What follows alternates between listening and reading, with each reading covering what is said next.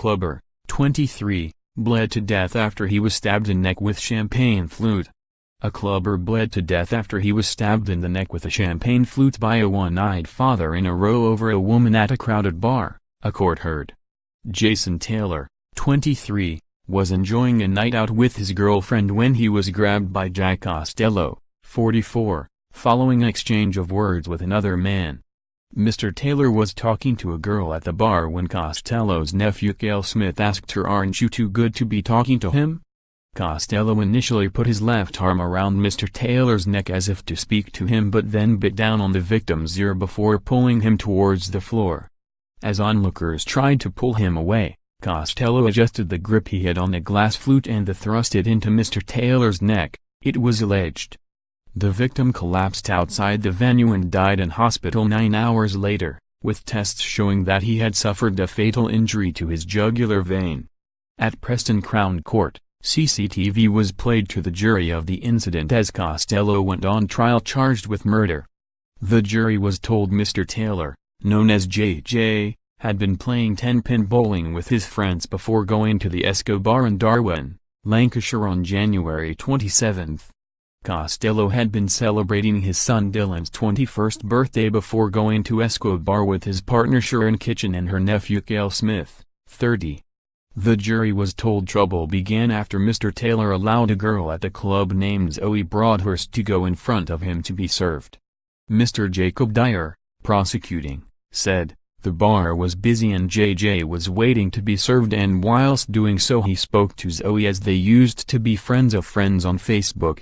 At the other side of the bar, Cale Smith appeared behind him and leaned over JJ and said to her, "Aren't you too good to be talking to him?"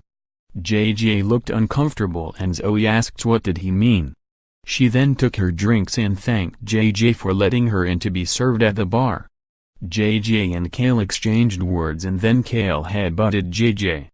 JJ did not appear to be overly concerned by that, and other than a smile at him, JJ did not react and appeared to be calm.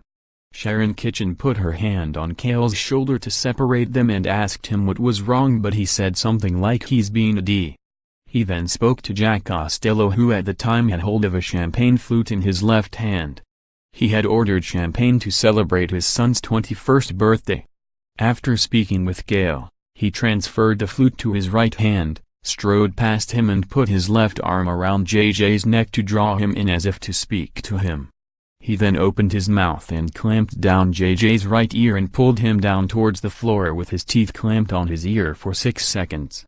Other tried to pull him away and Sharon Kitchen appears to slap the defendant to the face, but he then adjusted the grip of the glass to prepare to attack. He had gripped JJ's jacket near to the shoulder to position himself, then thrust the glass into the left side of his neck, causing the glass to shatter. As JJ is backing away, the defendant was restrained but started throwing the remains of the glass at JJ. He then lunged at him again, throwing punches, and is then taken to the back door by the doorman Catherine Hunter, licensee at Escobar, which has since closed down, wept as she told the hearing. Jack Costello ordered champagne. "We usually use plastic after midnight, but he ordered an expensive bottle of champagne, so we gave his Prosecco glasses. I carried on serving customers, then heard a headbutt between two people. I saw Cale with a really aggressive face while JJ was just laughing it off."